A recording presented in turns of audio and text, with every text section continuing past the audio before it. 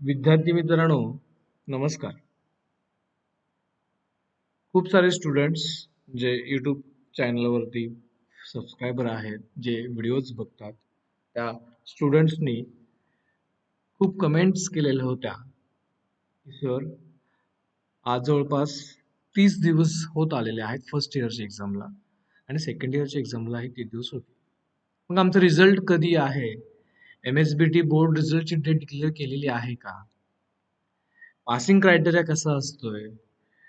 आम्ही फर्स्ट इयरला आहोत, मग आमचं एटीकेटीचा रूल काय आहे? डिस्टिंक्शन किती मार्कांसाठी असतंय? ग्रेस मार्किंग सिम काय आहे? आणि कंडोनेशन आम्हाला कोणत्या पॉइंट्सला मिळतं? हे सगळे पॉइंट्स आज ह्या व्हिडिओतून आपण बघणार आहोत.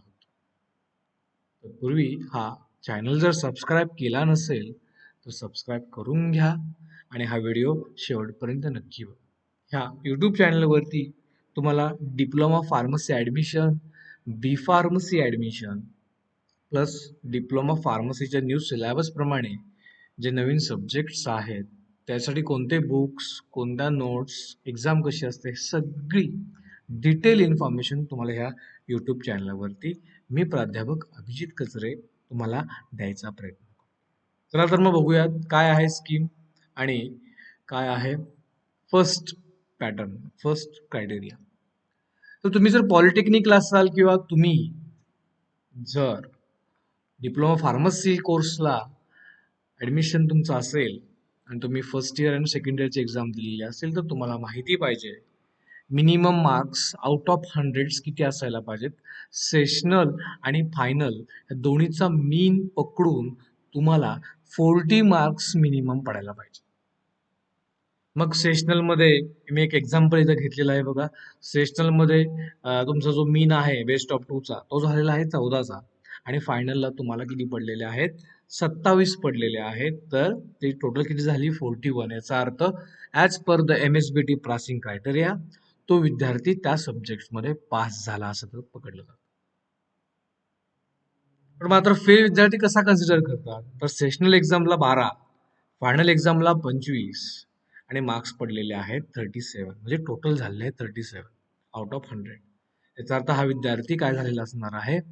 फेल झालेला आहे. म्हणजे स्टुडंटच्या लक्षात आलं असेल की मिनिमम आउट ऑफ 100 त्याला 40 मार्क पाडायचे आहेत आउट ऑफ 100. म्हणजे 100 पैकी 40 मार्क पाडायचे आहेत. म्हणजेच 12th पर्यंत आपल्याला 35% पासिंग होतं. आता ह्या MSBT एक्झामसाठी तुम्हाला 40 मार्क्सला पासिंग आहे. तुमच्या हे लक्षात आलं असेल. त्यानंतर आता पुढे बघूयात. मी फर्स्ट इयरला आहे किंवा मी सेकंड इयरला आहे किंवा मी पॉलिटेक्निकच्या तर थर्ड इयरला जाणार आहे. काय स्टुडंटचे डाऊट्स असे पण आहेत. तर हे जे पेज तुमच्या समोर स्क्रीन जी दिसते त्याच्यामध्ये सब्जेक्ट आणि कोर्स किती सब्जेक्ट्सला किती सब्जेक्ट्समध्ये मिनिमम पासिंग व्हायला पाहिजे. मी डायरेक्टली एक एक्झाम घेतलेला आहे diploma pharmacy first year students. तर डिप्लोमा फार्मसी हा 2 वर्षांचा कोर्स आहे. त्यामुळं सेकंड इयरचे विद्यार्थी जर एक जरी विषय राहिला तर तो फेलच कन्सिडर केला जातो. बट जर डिप्लोमा फार्मसीला तो फर्स्ट इयरला आहे आणि तो न्यू सिलेबसमध्ये आहे, म्हणजे न्यू सिलेबस प्रमाणे फर्स्ट इयरला फक्त 5 सब्जेक्ट आहेत, सेकंड इयरला 6 आहेत. आता 5 सब्जेक्टमध्ये त्या विद्यार्थ्यांनी किती सब्जेक्ट्समध्ये मिनिमम पास होणं गरजेचं आहे? तर त्यांनी 4 सब्जेक्ट्समध्ये पास होणं गरजेचं आहे. एक सब्जेक्ट जर त्याचा पेंडिंग राहिला तर कन्सिडर केलं जाऊ शकतं की तो विद्यार्थी एटीकेटीमध्ये पुढच्या वर्गात जाऊ शकतो. म्हणजे 5 पैकी तुम्ही किमान 4 विषयात पास होणं गरजेचं आहे. एक विषय जर राहिला तर तो एटीकेटी त्याला नेक्स्ट इयरला ॲडमिशन घेतलं जातं. मात्र त्याला विंटरमध्ये पुन्हा तो सब्जेक्ट सोडवावा लागतो. मात्र तुम्ही म्हणाल सर मी फर्स्ट इयरला आहे आणि माझे 3 सब्जेक्ट पास झाले तर मी पुढच्या वर्गात जाऊ शकेन का? त्याचंही क्लिअरिफिकेशन डिटेल्स मी तुम्हाला ह्यामध्ये देतो. तुम्ही जर 5 सब्जेक्ट घेऊन पुढे जात असाल तर 5 मध्ये किमान तुम्हाला 4 सब्जेक्ट्समध्ये पास व्हायचं गरजेचं आहे. तर आणि तरच तुम्ही नेक्स्ट इयरला जाऊ शकता. तर हे एटीकेटी स्टुडंटसाठी होतं. इथं तुम्ही बघितलं तर नंबर ऑफ सब्जेक्ट्स और कोर्स दिलेला आहे आणि त्याला मिनिमम किती सब्जेक्ट्समध्ये पास व्हावं लागणार आहे हे डिटेल्स मी तुम्हाला एक्सप्लेन केलेलं आहे. देन नेक्स्ट काय आहे अवॉर्ड ऑफ क्लास? आता award of class means what? Distinction कोणत्या पर्सेंट स्टुडंट्सला कन्सिडर केलं जातं की तो विद्यार्थी डिस्टिंक्शन मध्ये आला? आपण म्हणतो फर्स्ट क्लास मध्ये आहे, सेकंड क्लास मध्ये आहे किंवा पास क्लास मध्ये. हे कसं डिसाईड केलं जातं? हे तुमच्या ओव्हरऑल रिझल्ट वरून डिसाईड केलं जातं. 75% किंवा त्यापेक्षा जास्त मार्क्स पडले असतील तर त्या विद्यार्थ्याची ग्रेड कुठली असते? त्या विद्यार्थ्याला डिस्टिंक्शन मध्ये पास झाला असं म्हटलं जातं. 60% अप टू 75%, 75% म्हणजे 60 अँड अबाव अप टू 75%च्या रेंजमध्ये जर तो विद्यार्थी असेल तर तो फर्स्ट क्लास मध्ये कन्सिडर केला जातो. मला सगळ्या विद्यार्थ्यांना मला हेच सांगायचं असतं की ज्याच्या वेळेला तुम्ही करिअर करत असता त्यावेळेला विद्यार्थ्याला अट दिली जाते जॉबसाठी की तुझा फर्स्ट क्लास आहे का. आणि म्हणून विद्यार्थी जर परीक्षा देत असतात त्यांनी नेहमी गांभीर्यानं राहिलं पाहिजे की 60% पेक्षा जास्त कसे पडतील आम्हाला, जेणेकरून तुम्हाला जॉब ऑपॉर्च्युनिटी सुद्धा मिळू शकते. तिथे क्रायटेरियाच असतात काय काय ठिकाणी. तर सेकंड क्लासचा विद्यार्थी कधी? जो 50% अँड 59%, म्हणजे 50 ते 59 रेंज मध्ये असलेल्या विद्यार्थ्याला जर मार्क्स पडत असतील तर त्याला सेकंड क्लास असं कन्सिडर केलं जातं. पास क्लास कोणता? तुम्हाला माहिती आहे की 40%ला डिप्लोमा फार्मसीला पास आहे.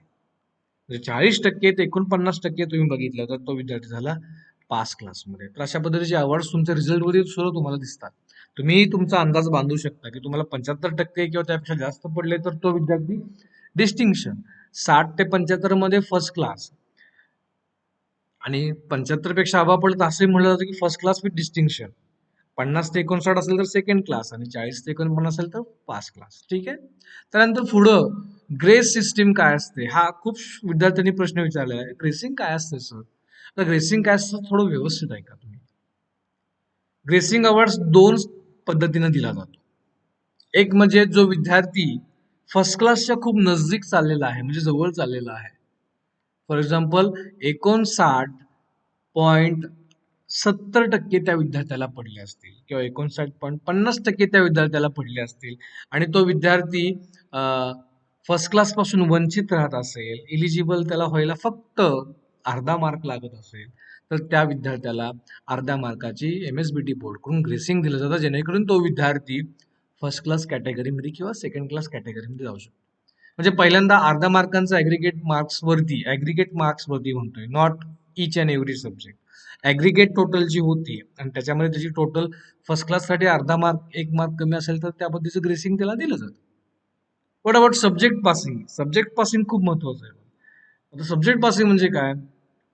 तो विद्यार्थी आहे, तो विद्यार्थी फॉर एक्झाम्पल मी एक्झाम्पल घेतो सेकंड इयर स्टुडंट्स, तो 6 सब्जेक्ट्स मध्ये एक्झाम देतोय आणि त्याचे 5 सब्जेक्ट ऑल क्लिअर झालेला आहे, तो पास झालेला आहे 40%. आता त्याचा एक सब्जेक्ट जो आहे तो सब्जेक्ट तो 1 किंवा 2 मार्कांनी किंवा 3 मार्कांनी जास्तीत जास्त राहत असेल आणि तो विद्यार्थी पुढच्या प्रोसेसमध्ये ऍडमिशनचं जात नसेल तर त्या विद्यार्थ्याला लास्ट इयर किंवा सेकंड इयरच्या विद्यार्थ्यांसाठी सांगतोय मी हे, तर त्या विद्यार्थ्याला ग्रेसिंग मार्क्स दिले जातात. तर हेही विद्यार्थ्यांनी लक्षात घ्यायचं आहे. मला काही स्टुडंटनी हे पण विचारले की सर कंडोनेशन काय प्रकार असतो? कंडोनेशन एक्झॅक्टली काय असतंय? तर मी आजपर्यंत बघितलेल्या माझ्या ह्याच्यामध्ये कंडोलेशन फक्त पॉलिटेक्निक स्टुडंट्सला दिले जाते. त्या पॉलिटेक्निक हा कोर्स 3 वर्षांचा असतो आणि त्यांचे सब्जेक्ट सुद्धा सेमिस्टर वाईज एक्झाम्स असतात. पण एक्सेप्शनल केस फार्मसीला जर दिलं गेलं तर कशा पद्धतीचं दिलं जातं? तर तो विद्यार्थी सगळ्या विषयांमध्ये पास होतोय आणि एक विषय त्याचा मे बी 10 बिलो राहत असेल किंवा काही टेक्निकल इश्यूज ऑनलाईन एक्झाम मध्ये काय, तर त्या स्टुडंट्सला पॉलिटेक्निकमध्ये काय सब्जेक्टची ऑनलाईन एक्झाम होते त्यामुळे स्टुडंट्सला 10 मार्क्सपेक्षा कमी जर त्याला मार्क्स हवे असतील पासिंगसाठी तर त्या पद्धतीची ग्रेड सुद्धा कंडोनेशन दिलं जातं. आणि नॉट मोर दॅन 2 सब्जेक्ट्स आता हे दिलेलं आहे, बट नॉट फॉर फार्मसी. आणि त्यानंतर मग आता विद्यार्थी म्हणत असतील सर आता रिझल्ट एक्झॅक्टली कधी आहे? जो तुमचा प्रश्न गेले 10 दिवस मी माझ्या युट्यूब चॅनलवरती ही बघतोय की सर रिझल्ट कधी आहे एक्झॅक्टली. तर डिअर स्टुडंट्स, तुम्हाला माहिती आहे एक्झाम अथॉरिटी MSBT आहे, त्यांच्या अंडर डिप्लोमा फार्मसी, डिप्लोमा पॉलिटेक्निकचे एक्झाम्स होतात. थिअरी एक्झाम्स 8 जून ते 30 जून ह्या कालावधीत झालेली आहे. प्रॅक्टिकल एक्झाम ही तुम्हाला माहिती आहे 6 ते 7 जून पर्यंत संपलेली होती. आणि मग आता रिझल्ट कधी आहे, तर ह्यांनी जी रिझल्टची डेट दिलेली आहे ती वीक मध्ये दिलेली आहे, म्हणजेच जुलैच्या शेवटच्या वीक मध्ये. तुम्ही म्हणाल सर आज तर 29 जुलै आहे, 28 जुलै आहे, मग आज उद्या परवा ह्या 3 दिवसात लागेल, और मे बी तो फर्स्ट वीक ऑफ ऑगस्ट मध्ये लागेल. त्याची ही लिंक, त्याचंही रिझल्टची लिंक तुम्हाला इथे दिसते बघा. तर कन्फ्युजन करू नका. तुमचे डाऊट्स सगळे ह्या व्हिडिओमध्ये क्लिअर केलेले असतील असं मला वाटतंय.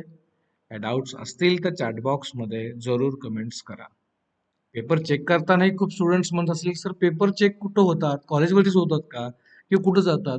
तर डिअर स्टुडंट्स, तुम्हाला माहिती तुमचा पेपर ज्यावेळेस तुम्ही सबमिट करता एक्झाम हॉलमध्ये, त्याला मास्किंग केलं जातं, बारकोड लावले जाते आणि नंतर तो पेपर दुसऱ्या जिल्ह्यांमध्ये एक्सचेंज होतो.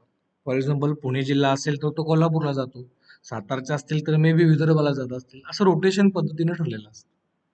त्यामुळं एक्झामचे पेपर जे आहेत ते बाहेर चेक होतात आणि मग ते आउट ऑफ 80 मार्क्स पडताना स्टुडंट्सला, काही स्टुडंट्स म्हणतात की सर आम्हाला इंटरनलला मार्क्स आउट ऑफ आहेत, पण फायनल एक्झामच्या पेपरमध्ये मला फार कमी मार्क्स आलेले आहेत.